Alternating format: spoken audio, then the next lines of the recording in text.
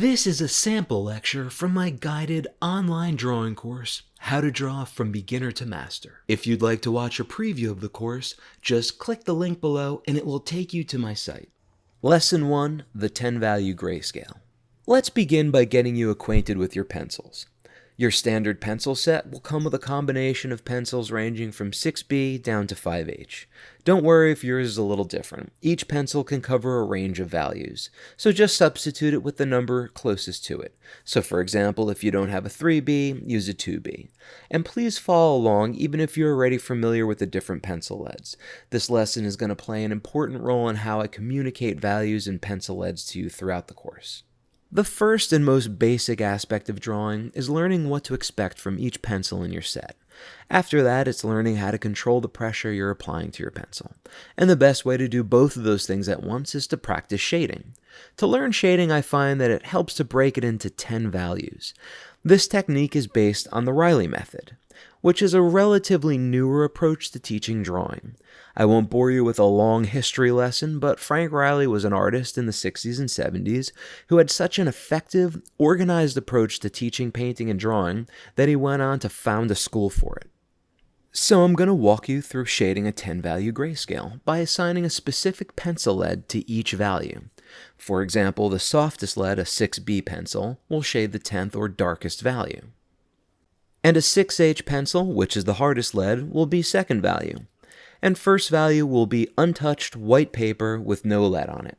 To begin, download the 10-value grayscale I created for you from the downloadable materials section of the course, and print it out on regular 8.5 by 11 printer paper. It should look just like the worksheet you see on screen right now. And when you're finished with this lesson, be sure to keep this chart to use as a handy reference guide to help you find the right pencil and value in the future. Let's begin with 10th value. Using your 6B pencil, begin to shade in the corresponding square and try to match the darkness of the value you see in the box to its left. When it comes to shading dark values, the rule is to gradually build them up, so don't apply full pressure all at once. Don't worry, you'll learn pressure control during this course. For now, try going over and over the area making concentric circles as I'm doing in my demonstration. We'll get into the different shading styles in the next lesson. For now, just stay in the lines. There are a number of reasons why you should gradually build up your shading. First, if you try to apply it all at once, it'll turn shiny and the paper will buckle. I'm sure that's happened to every one of you at some point in your life, maybe with a number 2 pencil while you were bored in school. The second reason is to give you control of the darkness or lightness of a value. You'll learn how important that is later in the course.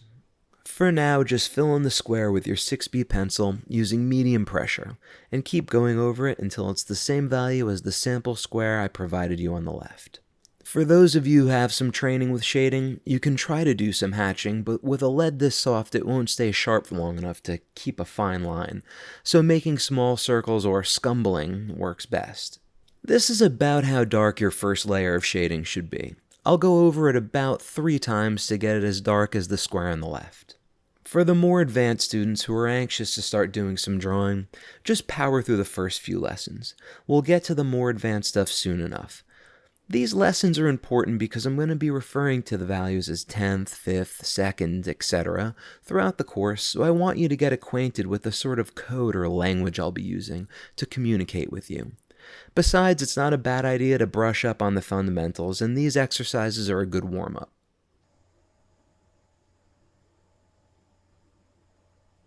Just keep going over the area, adding more pressure each time you pass.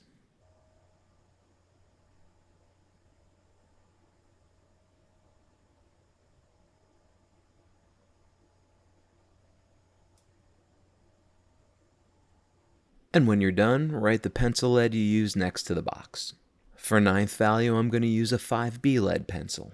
And again, you want to build up the value gradually. When you're done, the square should be about 10% lighter than the square before it, so you'll be able to see a little bit of the paper grain showing through the pencil. I'm going to speed up the pace while I'm shading. Don't worry about missing anything. I'll slow it down for new information. It's a small square, so use whatever shading technique you're comfortable with for now. In fact, this lead is just hard enough to crosshatch with. The lecture after this is an in-depth lesson on shading. so you'll learn the fundamentals of a number of different techniques, and we'll work on training out whatever bad habits you might have. I'm sure even those of you with experience will pick up something new during that section. I'm going to constantly change pencil leads during this course, so to make sure you can keep track, I'm going to have the number of the lead I'm using written here in the left-hand corner of the screen at all times.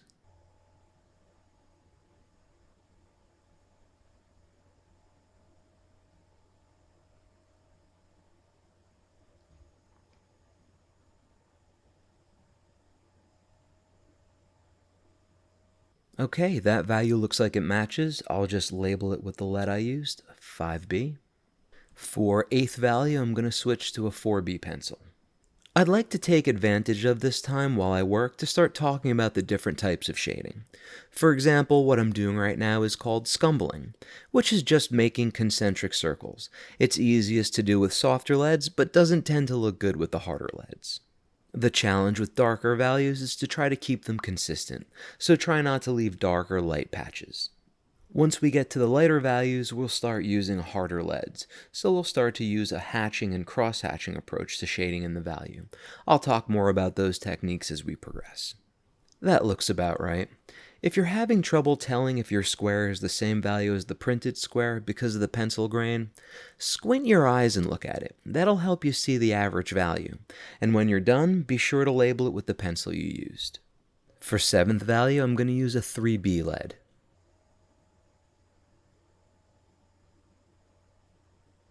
I'm just using the same amount of pressure on this square as I was on the first three, but this lead is noticeably harder, so it's not as dark as the previous squares. And notice the size of the pencil grain is much smaller. At this point, you'll notice I've switched the pattern of my shading from scumbling to cross-hatching. I want you to get used to the different leads. As we progress in this course, you'll learn that some leads are better for drawing and some are best for shading. You'll also learn that some pencils shade better with a scumbling pattern, while others shade better using a cross-hatching pattern. For example, I prefer a pencil with a hard lead like an H for drawing the wrinkles in a white sheet, and I prefer a softer 3B lead for drawing dark hair or eyelashes. But I'll go into a much more detailed explanation of each lead's use and the mechanics of each type of shading as we progress into Lesson 2.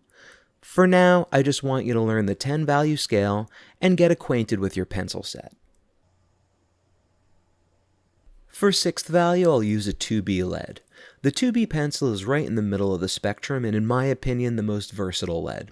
You'll see me use it or a 3B lead to do most of my preliminary drawing and sketching in this course. That's why I suggested you buy a mechanical 2B pencil in the supply list. I'm still gradually building up to the darkness of the value, but my shading is going to become much more linear as the leads get harder, so more of a cross-hatching technique, which for beginners is just short straight lines. The reason I use hatching instead of scumbling is because making random circles will leave a patchy pattern behind, which can be difficult to smooth out. And remember, your job in this lesson is to keep the value in the square consistent.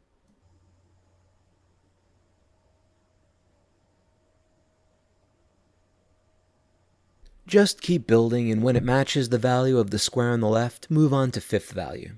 For fifth value, I'm going to use a B lead. It's a hard lead, so do your best to keep the value consistent, and for those of you who are just learning shading, don't be afraid to experiment a little.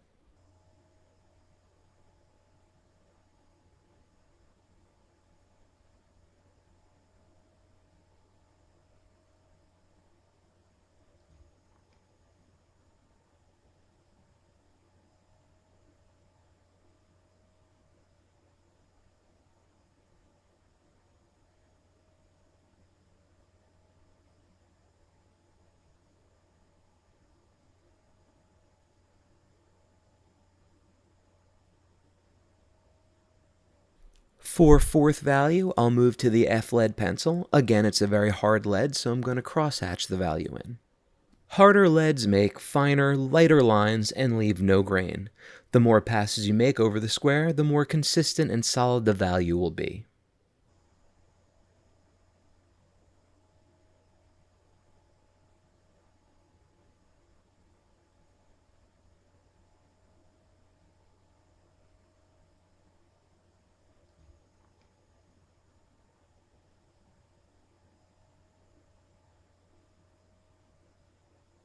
Sorry, I forgot to write down the leads next to the values.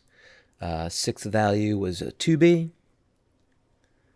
Fifth value was a B lead. And fourth value is F. Make sure you write all those leads down on your chart as well. This is going to come in handy throughout the rest of the course. For third value, I'll use an H lead. With a lead this hard, you can only shade with straight lines, or the value will be inconsistent and patchy. But you're probably starting to see the harder the lead is, the easier it is to crosshatch with. This is the lightest lead we'll end up using in most of the course. It can pretty easily cover the spectrum of lighter values on its own. Some of you may be wondering what you could even use a lead this light for. You're going to be amazed how often I use this pencil. White sheets, the white part of a person's eye, skin tones, midtones, and detail in lighter areas. The H lead is one of my favorites. The better you get at shading, the fewer pencils you'll need. As I said earlier, each one of these pencils is capable of covering a spectrum of values. So, for example, once you get some practice, you'll be able to use a 2B or 3B pencil to cover all your shading from 7th value to 10th value, or an H lead to cover 2nd to 4th value. And finally, as you can see, I've switched to a 4H pencil to shade in the 2nd value square. This lead is so hard I doubt it could go higher than 2nd value without ripping through the paper. But now that you know your lead weights, could you imagine using a 6B lead to shade in this square? It would be impossible. Okay, that's 2nd value, and 1st value is just the white paper. Be sure to label the last 2 boxes with the pencil leads you use to shade them. And you just created a 10-value grayscale. Now that you've gotten acquainted with the different leads in your pencil set, you're ready to learn the mechanics of shading. Be sure to keep this worksheet because in the next few lessons, I'll show you how to use it to help you master shading and control line weight. Please like and subscribe to my YouTube channel for more great tips on traditional drawing and painting techniques. And visit my online art school, the Beginner to Master Art Academy, if you'd like to preview the full course, as well as oil and acrylic painting courses for both beginners and experienced artists. Start your journey today.